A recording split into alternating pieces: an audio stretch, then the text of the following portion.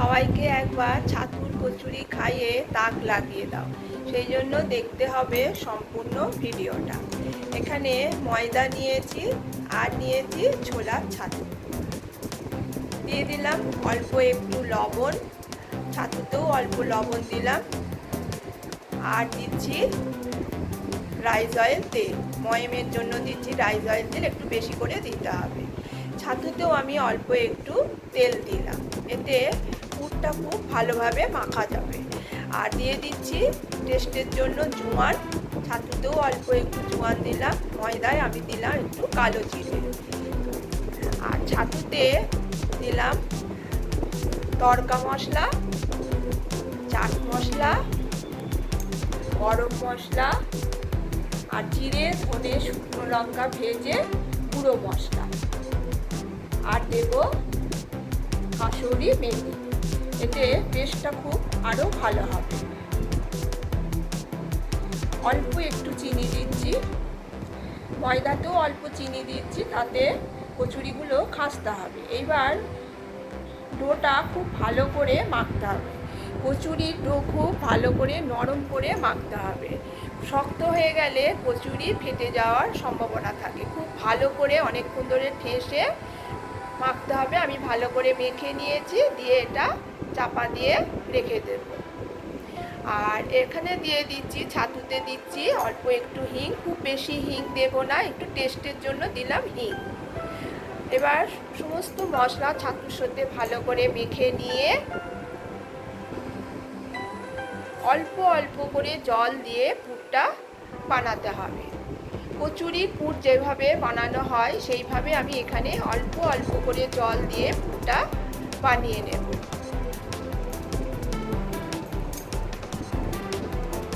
আমার পুরটা করা হয়ে গেছে। এবার আমি ছোট ছোট লেচি করে নিয়েছি। কচুরি সবসময় ডেলি আর এই কচুরির পুর রেডি করে রেখে দিতে হয়। আমি ডেলিগুলো করে চাপা দিয়ে রেখে দিলাম। এবার পুর ভরে নেব।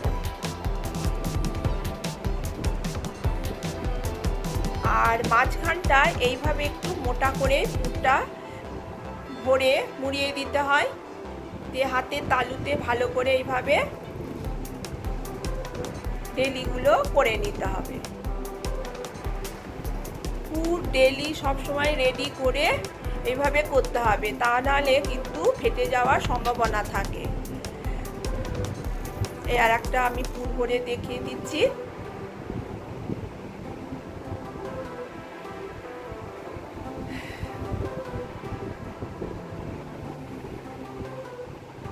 এবার বাটিতে রাইস অয়েল তেল নিয়ে এপিট ওপিট করে ডেলিগুলো মাখিয়ে রাখতে হবে।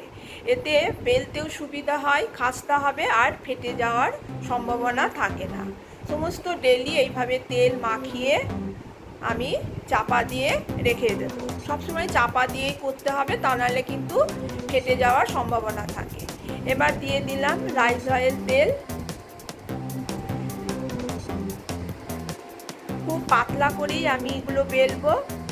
মাখা যদি ভালো হয় তাহলে কিন্তু কচুরি বেলাটাও খুব ভালো হয়, ফেটে যায় না। এইভাবে আমি বেলে নিয়েছি পাতলা করে।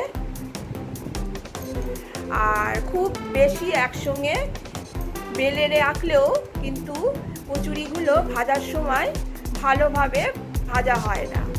গ্যাসের ফ্লেম সবসময় সিম করেই কচুরিগুলো ভাজতে হয়, তাতে কিন্তু কচুরিগুলো খাস্তা হয় ভালো আর খুব সুন্দর করে ফুলে যায়।